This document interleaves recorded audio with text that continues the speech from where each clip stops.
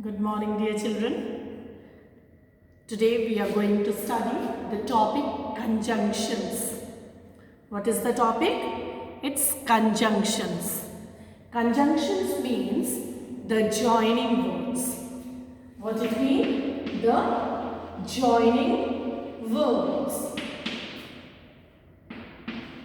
Joining words. What do they join? They join the words, they join the phrases and clauses.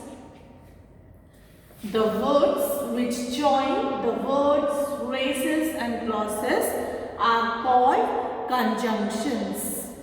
Clear? You have already studied about this topic, conjunctions, in your previous classes, and the same topic we are going to study in much detail.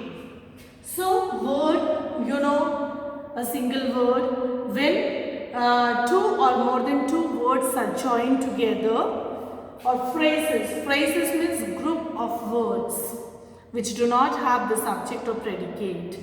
They are the part of the sentence. And clauses means having the subject and predicate in it and having a finite verb in it. Clear?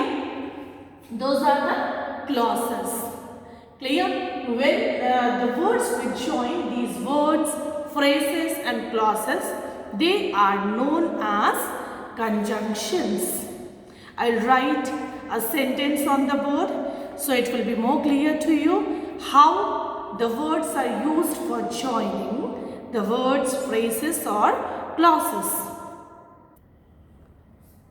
Now look at the examples on the board. Breakfast and lunch are served to all guests. Breakfast and lunch. Here we can see the two nouns. Breakfast and lunch. These both the nouns are joined together by using the conjunction and.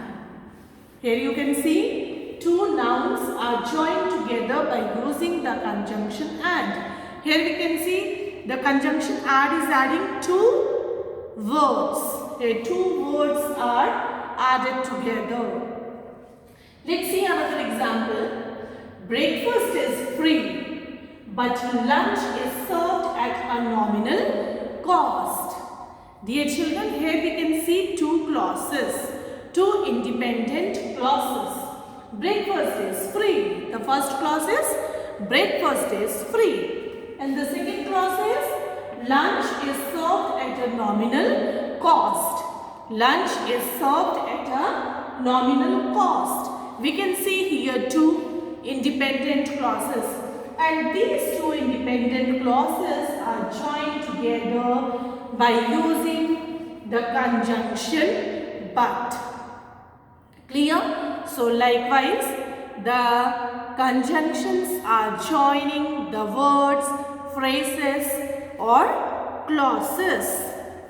Here on page number 136 and 137, the list of different conjunctions are given.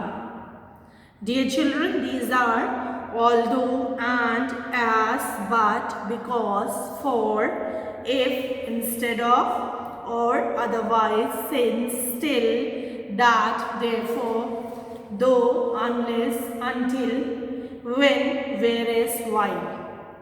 And the examples are also given in front of each conjunction. Your homework is to go through this table. Clear? Read the conjunction and the uses. How we use them in the sentences.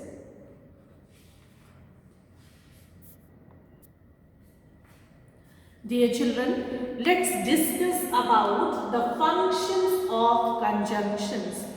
What are the functions of conjunctions? The first one is to add. What to add? To add similar things. To form a group, to add similar things, the same kind of things. For example, if we take the stationery articles. Clear? If we take the stationery articles, for example, pen, pencil, eraser, sharpener, scale. All these are the similar things, same kind of things. Clear? So how do we join them? The same kind of things to form a group. We have to say pen, pencil, sharpener, eraser and scale. Clear? So the first function of conjunction is to add similar things to form a group. Second is to contrast. Showing the contrast, showing the things which are different from each other, opposite in ideas. Clear? To contrast two different elements, ideas or things. To join two different elements, ideas or things which are completely different from each other. Clear? Which are opposite to each other. And the third function is to logically derive something. Means it is based on the reasons or logics. Clear? The things which are having the reasons or logics, the two different arguments, or ideas which are having logical connection. Clear? So these are the different functions of the conjunctions to add similar things to form a group, to contrast different ideas, different elements or different thoughts, things. And the last one is to logically derive something which is based on reasons or logics.